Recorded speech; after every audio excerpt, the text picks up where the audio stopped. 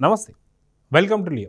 TTD Tirumala Tirupati దేవస్థానం 2019 నుంచి 24 వరకు జరగని అక్రమాలన్నీ కూడా అక్కడే జరిగాయి. అవినీతి కూడా పురుడు పోసుకుందని చెప్పుకోవాలి. గతంలో ఎన్నడూ కూడా టీటీడీ భ్రష్టు పట్టడం మనం ఎప్పుడు చూడలే. లడ్డూ దగ్గర నుంచి తీసుకొస్తే దర్శనపు టికెట్ల దాకా కూడా అన్నీ కూడా రాజకీయ అవినీతే జరిగింది. అయితే వీటన్నిటిని ప్రక్షాళన చేయాలి అంటూ మొదట చంద్రబాబు నాయుడు గారు ఏ మాట అయితే అన్నారో నిజంగా దానికి తగినటువంటి ఒక వ్యక్తినే పెట్టారని చెప్పుకోవచ్చు. వారే బిఆర్ నాయుడు, టీటీడీ చైర్మన్. అయితే కొత్త విప్లవాత్మకమైనటువంటి యొక్క మార్పులతో టీటీడీ ఇప్పుడు ప్రక్షాళన అవుతూ వస్తుంది. అయితే దర్శనాలలో ఒక కొత్త రకమైనటువంటి యొక్క వైఖరి తీసుకురావాలని చెప్పి బిఆర్ నాయుడు గారు ఆలోచిస్తున్నారు. అదేంటి అనే దానిపై మనతో పాటు సీనియర్ జర్నలిస్ట్ కనకదుర్గ వడ్లమణి గారు ఉన్నారు. వారిని అడిగి తెలుసుకుందాం. మేడం నమస్తే. నమస్తే అండి. తిరుమల తిరుపతి దేవస్థానం చెప్పగానే ఖచ్చితంగా అక్కడ మనం చూస్తున్నాం కలియుగ దైవం అయినటువంటి ఒక వెంకటేశ్వర స్వామి గుర్తొస్తారు. కానీ 2019 నుంచి 24 దాకా ఫస్ట్ లడ్డే గుర్తొచ్చేది. అది కూడా ఏదో భక్తి పారవశంతో కాదు, కల్తీ నెయ్యి, కొవ్వు పదార్థాలు, వీటి గురించి మనం చాలా వరకు అనుకున్నాం. అయితే ఇప్పుడు వాటన్నిటిని ప్రక్షాళన చేస్తూ బిఆర్ నాయుడు గారు తీసుకున్నటువంటి ఒక డెసిషన్స్ ఎలా ఉన్నాయి, ఇప్పుడు ఏదైతే దర్శనానికి సంబంధించి ఏ టెక్నాలజీ అనేది చెప్తున్నారు, సో దీన్ని ఎలా ఉంటుంది ఏంటి అంటే ఏం చెప్తారు? ఆర్టిఫిషియల్ ఇంటెలిజెన్స్ దీన్ని ఉపయోగించి మీకు గంటలో దర్శనం చేసేలాగా వాళ్ళు ఆలోచిస్తున్నారు. అంటే టెక్నాలజీ అనేది చంద్రబాబు నాయుడు గారి సొత్తే నన్ను అడిగితే.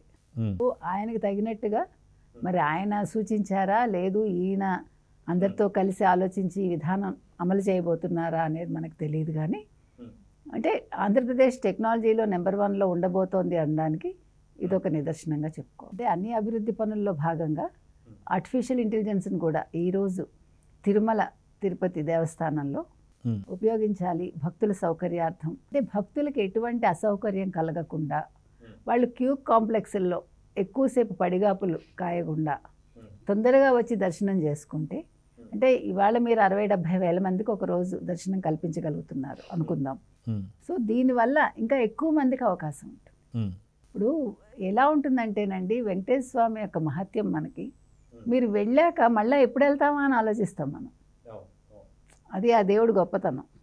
వెంకటేశ్వర స్వామి గొప్పతనం ఏంటంటే మనం ఇవాళ వెళ్ళొచ్చేసాక సార్లే ఇప్పుడు చూసేసాం ఇంకా అక్కర్లేదు అని అనిపించదు మనకి. లడ్డూని మళ్ళా తినకుండా ఉండలేము, తిరుమలని మళ్ళా దర్శించకుండా ఉండలేము. అది వెంకటేశ్వర స్వామి గొప్పతనం. కాబట్టి అటువంటి తిరుమలలో ఈరోజు ఇటువంటి సౌకర్యం కల్పిస్తున్నారంటే ఇది ఆహ్వానించదగ్గ పరిణామం. ఎందుకంటే మీరు చెప్పినట్టు 2019 నుంచి 24 వరకు, ముఖ్యంగా 21 నుంచి 24 మధ్యకాలంలో ఈ లడ్డూ విషయంలో జరిగిన కల్తీ ఏదైతే ఉందో అది భక్తుల మనోభావాలను చాలా దెబ్బతీసింది. మనందరం కూడా చాలా బాధపడ్డాం. నేను 21 కరెక్ట్గా కరోనాకు ముందు వెళ్ళానండి. ఆ లడ్డూ తిన్నాక అంటే ఆ ఫీల్ నాకు వచ్చింది అప్పుడు. అంటే మనకు తెలియదు కదా ఏంటి తేడాగా ఉంది అనుకుంటాం, కానీ అది ఏంటి అనేది మనకు తెలియదు. ఎప్పుడైతే ఈ కల్తీ గురించి బయటకు వచ్చిందో సో మనం అనుమానించింది సరైందే అని అనిపించింది. కానీ మళ్ళా మనం కూటమి ప్రభుత్వం వచ్చాక, తెలుగుదేశం కూటమి, మనం లడ్డు తిన్నాం మనందరం. మనం మళ్ళా తేడా గమనించాం. అంటే ఆ నెయ్యి, ఆ ఫ్లేవరు అదంతా కూడా మనకి తెలిసింది కదా.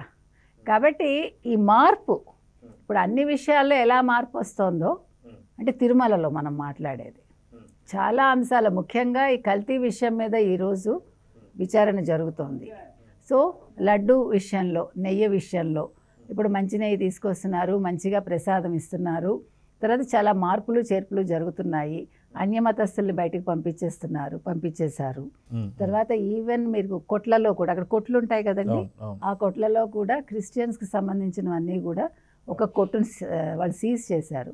అయితే ఇక్కడ ఇంకొక విషయం ఏంటంటే, ఇప్పుడు అక్కడ వాళ్ళు పనిచేస్తున్న వాళ్ళు, అంటే కొట్లు పెట్టుకున్న వాళ్ళందరూ హిందువులా కాదా అనేది పూర్తిగా మీరు దాన్ని పరిశీలించాలి.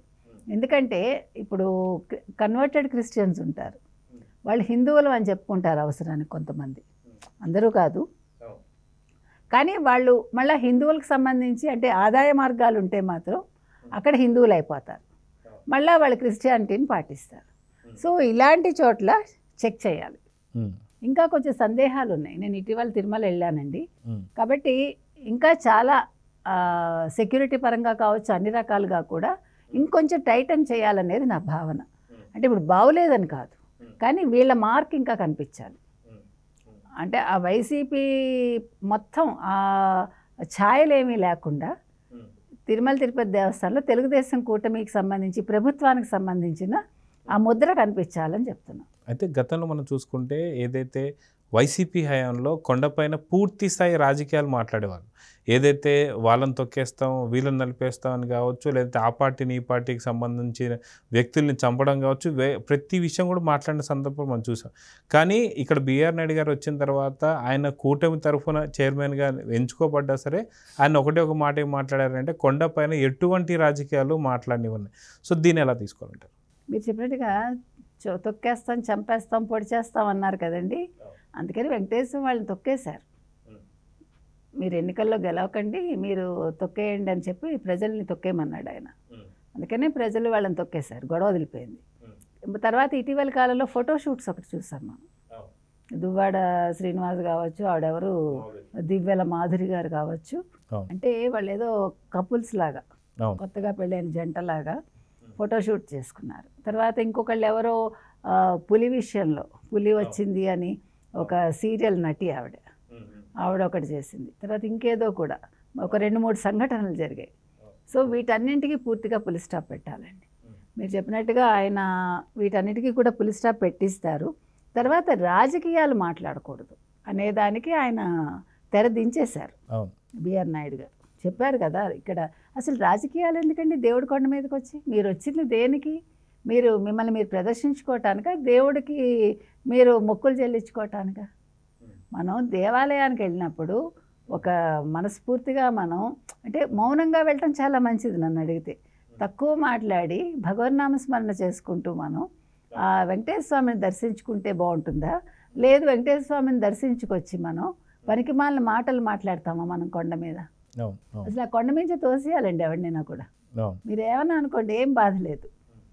మనం వెళ్ళింది దేనికి? ఇదే మీరు ఒక ముస్లిం అయితే ఇలాంటి పని చేస్తారు, చెయ్యరు కదా. అంటే భక్తి అనేది మనసులోంచి రావాలి. ఏదో నాకు ఈ కోరిక ఉంది, ఇది నెరవేర్చు స్వామి అని వెళ్ళి మొక్కుకోవడానికి వెళ్ళకూడదు. మనం కోరికలతో మనం వెళ్ళక్కర్లే, మనకేం కావాలో దేవుడికి తెలుసు. కాబట్టి మనం వెళ్ళేది ఆయన దర్శించుకోవడానికి. ఆ స్ప్లిట్ సెకండ్ మనం చూస్తామండి. సరే వీఐపీలు అయితే ఎక్కువసేపు చూడొచ్చు, మనకు అనవసరం అది. వాళ్ళు ఎక్కువసేపు చూసే దేనికి చూస్తావు నువ్వు? నా కోట్లు ఇవ్వు స్వామి, నన్ను అవినీతి చేయనివ్వండి స్వామి, ఇవే మీరు కోరుకుంటారు. స్కాములు చేయనివ్వండి స్వామి, నేను పట్టుబడకూడదు స్వామి, ఇవే వీళ్ళు కోరుకున్నారు.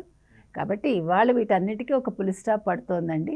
అంటే మంచి మార్గంలో పయనిస్తోంది ఇవాళ తిరుమలలో అంశాలన్నీ కూడా.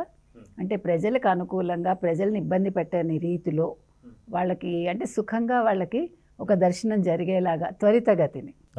ఈ యొక్క ముఖ్య ఉద్దేశం అది. అంటే టెక్నాలజీని మనం ఇప్పుడు డ్రోన్స్ వాడుకున్నారు చంద్రబాబు నాయుడు గారు వరదల సమయంలో, ఫుడ్ ప్యాకెట్స్ ఇచ్చారు. అంటే ఆలోచన అక్కడ కావాల్సింది, సరైన ఆలోచన అది. అంటే ఇవాళ తిరుమల తిరుపతి దేవస్థానంలో అసలు మొన్న నేను కేరళ భక్తులు నాతో వచ్చారు, వాళ్ళు ఆశ్చర్యపోయారు. ఇంత ఫాస్ట్గా అసలు మాకు మా పద్మనాభ స్వామి టెంపుల్లో ఇలా ఉండదని, చిన్న టెంపుల్ అయినా. అంటే మనకు తెలుసు అయోధ్య రాముడికి సంబంధించిన ట్రస్ట్ కూడా వచ్చి ఇక్కడ తెలుసుకుని వెళ్ళారు వాళ్ళు. అంటే ఎట్లా దీన్ని మెయింటైన్ చేయాలి, ఎట్లాగా అంటే వాళ్ళకి దర్శనం చేయించాలి, ఏమేం పెట్టాలి, ఈ లడ్డూ విధానం కూడా చాలా చోట్ల అమలు చేశారు, మీకు తెలుసు. అయితే ఒకటి తిరుమల లడ్డు అది వేరే విషయం. ఇక్కడేం కంపారిజన్ లేవండి, మనకి ఏ దేవుడైనా ఒకటే, మనకి అది కాదు. సో ఆ రకంగా చూసుకున్నప్పుడు ఇవాళ ఈ ఏఐ విధానం కనుక ఇక్కడ అమలు చేస్తే దీన్ని చాలా గుళ్ళల్లో వాళ్ళు కూడా అమలు చేసుకోవచ్చు. ఈ విధానాన్ని వాళ్ళు ప్రవేశపెట్టుకుని త్వరితగతిన భక్తులకి దర్శనం కల్పించవచ్చు. సో దీన్ని మనం ఆహ్వానిద్దామండి. త్వరలో ఇది జరిగి ఎక్కువ మంది భక్తులు వెంకటేశ్వర స్వామిని దర్శించుకుంటారని మనం ఎదురు చూద్దాం. సో చూద్దామని ఖచ్చితంగా ఏఐ ద్వారా చాలామంది భక్తులకి మంచి దర్శనం లభించాలని అయితే కోరుకుందాం. నమస్తే. Please subscribe to Leo News for more videos.